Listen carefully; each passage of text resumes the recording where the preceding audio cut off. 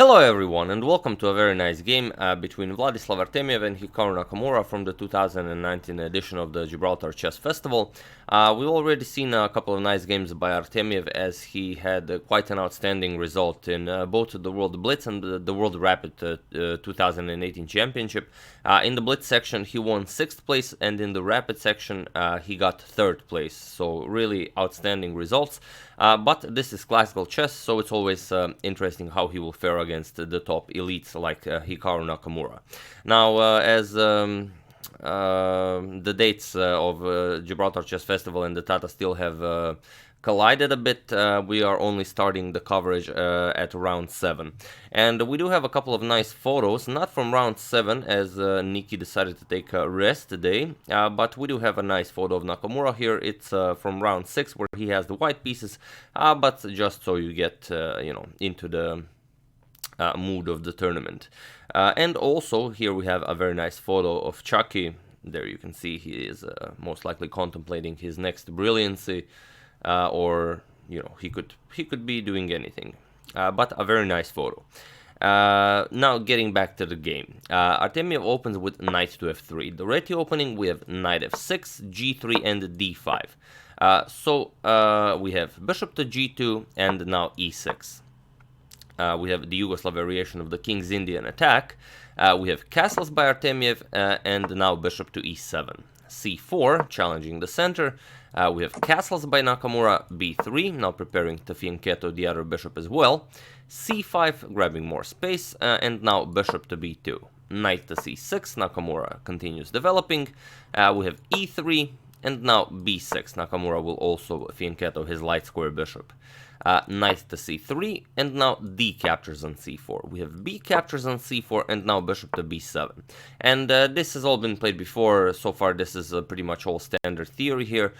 Queen e2, and here in 2017, Fabiano Caruana played this position against Levon Aronian. Aronian played queen to c7 here, and he was able to win that game against Caruana in the St. Louis Blitz tournament. But here Nakamura goes rook to c8, so we have a different line, but still not a new position. Rook 8 to d1. Preparing to push the d-pawn, queen to c7, getting the queen out of the d-file, also connecting rooks. And now comes knight to e1, making room for the f4 pawn so it can be pushed forward. And this is where we meet the new move. So far, rook f to d8 has been played here, a6 has been played here, queen b8 has been played here, knight to a5, offering a trade of light square bishops has been tried here. But Nakamura goes for knight to e8. He wants to remaneuver the knight to d6. And okay, we have f4, knight to d6, and now knight back to f3, as the f-pawn has now moved from f2 to f4. We have a6 by Nakamura, and now a4, not allowing b5. We have f5 by Nakamura, and now comes d3. And as usual, in these kinds of positions where you will have a lot of fianchettoed bishops, it's really a long positional struggle where everyone just wants to grab more space. Bishop to f6, a much more useful square for the bishop, and now h3. And we have knight to b4. As the pawn is now on a4 and c4, the knight has a very nice outpost on b4, can't really be kicked away from there, and also it puts pressure on the d3 pawn. And here g4 is played. Artemiev wants to open up the g-file, put the king to h1 or h2, put the rooks on the g-file, and create an attack against Nakamura's king. We have g6 by Nakamura, and now you could push g5 if that's the kind of game you want to play, but here Artemiev puts more pressure. He plays e4, attacks the f5 pawn, but also there's the threat of e5. So what do you play here? Okay, f captures on e4, it's played d captures on e4, and now it's a really nice position for you to just look at and maybe decide how you would deal with this position with the black pieces, as e5 is definitely a threat. So what do you play here? Even pause the video and try to figure out how to go about this position. If you did it, congratulations, as you know, not everyone is eager to defend.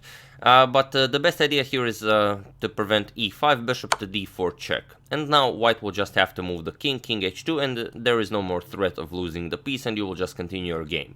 If you capture, then after pawn captures, you are even threatening d3. You don't want to allow that, so you would have to capture here.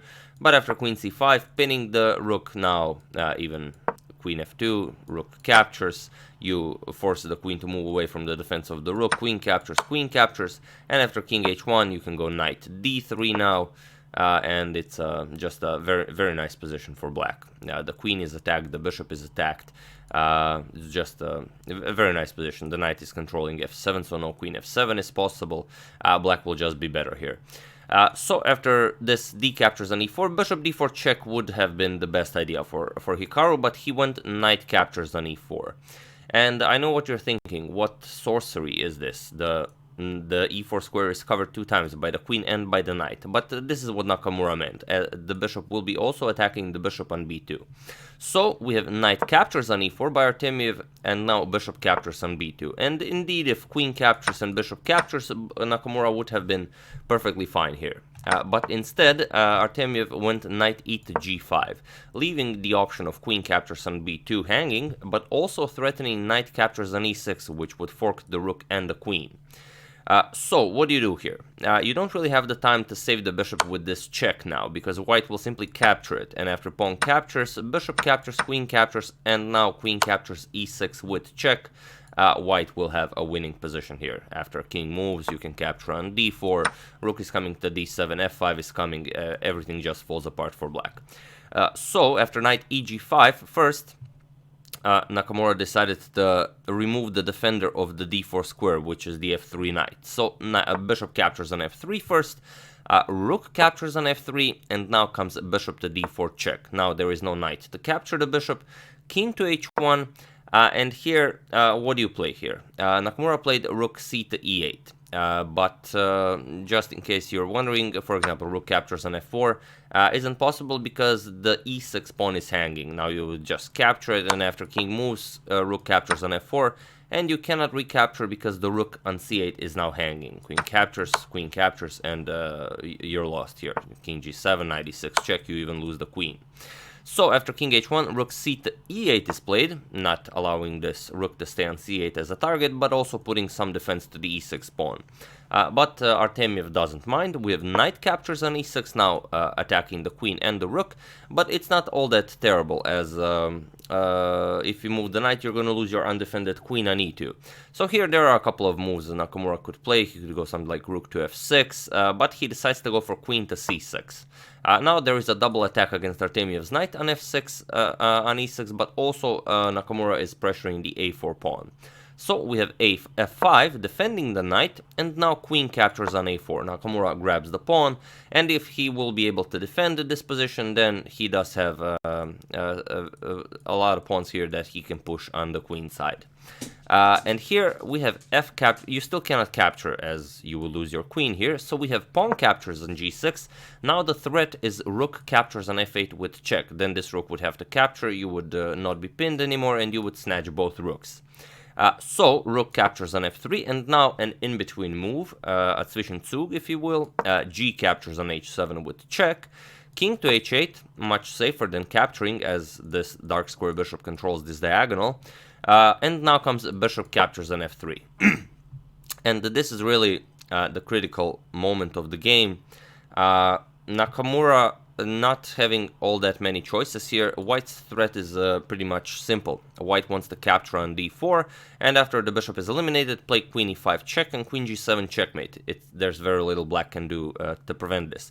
Even capturing this pawn, I mean, you could have captured it even before, but here it will just run into the same idea. It's a forced mate. Queen e4 check, king has to move back, now you eliminate the bishop, pawn captures, queen captures, and now wherever you go, it will be checkmate. For example, here, and queen g7 will be checkmate. But there was one move after this bishop to f3 that Nakamura could have tried, as the threat is rook captures on d4. So again, feel free to pause the video, as we will be pausing a video a few more times and try to find this interesting move black could have played to prevent rook captures on d4. Not very often do I ask you to try and defend the position, but it's an interesting move. What Nakamura could have tried here is knight to d3. A very sneaky move. Now you cannot capture as the knight is blocking the path here, and here you would have to play queen captures and allow rook captures on e6. And here maybe black could, consolidate, maybe start pushing his own pass pawns on the queen side. White would still be better, but there would be some chances. And on the other hand, if rook captures, then black even gets the upper hand after queen captures on c4, attacking the knight on e6 twice now, and after rook captures on d4, offering a queen trade, now you capture. Queen captures, bishop captures, and c captures on d4. Your knight is attacked here, and now you can try different things. You could try defending the knight, but then you get b5 and the d pawn starts marching forward. You will lose the knight either way, so it's better to just capture here and then allow this a double attack, a rook to e4, attacking the knight and the bishop. Now after the whatever you decide to do, best is bishop captures. Now rook will capture here, and you will have this position where black has a rook and a pawn, and white has a bishop and 3 pawns. But this pawn will be lost, so black will have a better position. Hard to say if black would be able to win this, but you could play it. So a very interesting move this after bishop to f3, knight to d3. Nakamura, however, tried a different approach. He played knight to c6, now saying, okay, you can capture here, but I'm just going to capture with the pawn, and my knight covers e5, so no queen e5 checks will be possible. But this move just blunders the game, so feel free to pause the video again and try to find what Artemiev played, after which Nakamura simply resigned the game. I will give you a couple of seconds. For those of you who were able to do it, congratulations, you are an excellent player. And for those of you who just want to enjoy the show, here Artemiev played knight captures on c5. And the threat is obvious. Queen captures rook is the threat, but also knight captures queen is the threat. So if the, obvious rook captures on e2 happens, then we get knight captures on a4, and now your rook is under attack, and your knight on c6 is under attack. And the problem is, if you defend the knight, then the knight is also the defender of the d4 bishop. Simply captures, captures, and captures. White is up for now 2 pawns and a full knight, so a completely winning position. And other than that, there's no way to protect your queen and for somehow to protect this rook on e8. So black is here without a move, and it was in this position on move 31 that Hikaru Nakamura resigned the game. But yeah, a beautiful game, and instead of this knight c6, a very sneaky and interesting knight d3 could have been attempted.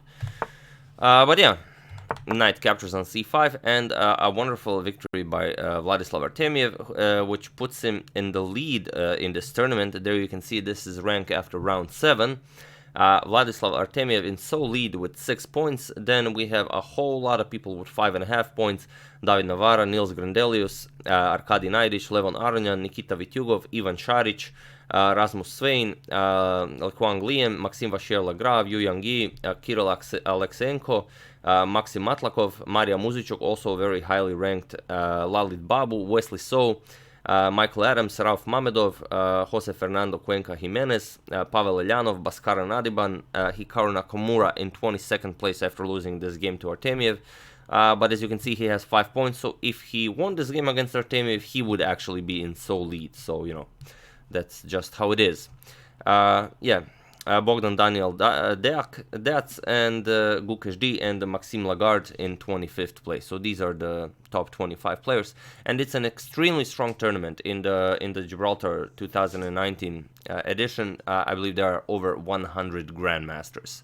So sharing any place here is excellent, especially being in the top 25 after 7 rounds.